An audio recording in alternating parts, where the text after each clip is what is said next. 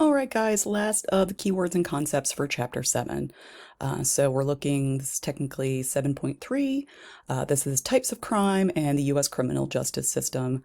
So let's go over the most important parts from this section.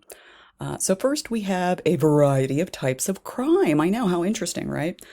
So we have the formal definitions for these things. So we have nonviolent crime. So this is usually property crime, things that don't actually hurt people. Right? No humans were harmed in the making of this particular crime, kind of thing.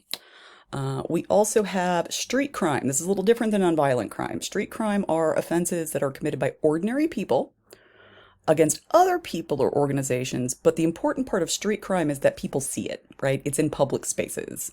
It's on the street, it's on the sidewalks. Pickpockets, right? That's a street crime.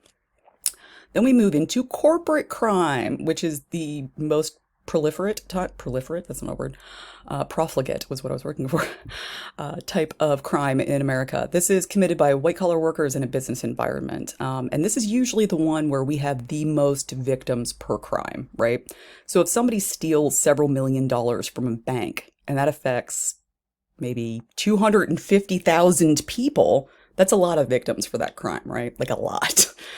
So usually we have the most victims per crime with corporate crime. And then we have hate crimes. Hate crimes are attacks specifically based on a person's race, religion, or other characteristics. So that can be sexuality, gender, etc. These are known as hate crimes. And then finally, we have violent crimes. These are also known as crimes against a person.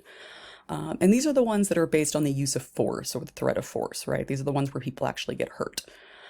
Again, a hate crime can be violent. It can be nonviolent. It can be different types of crime, but it always has that identity piece, right? And then finally, the last thing you need to know from this section are the three branches of the criminal justice system. Everybody should already know these, but if you don't, that would be the police, law enforcement officers. They're the first stop. Then you go through to the courts, right, to administer whether or not you are guilty or not. And then we have corrections, and that's the prison system, that kind of thing. So that is all of our keywords and concepts from this week. So we can move on to our fun documentary. Yay!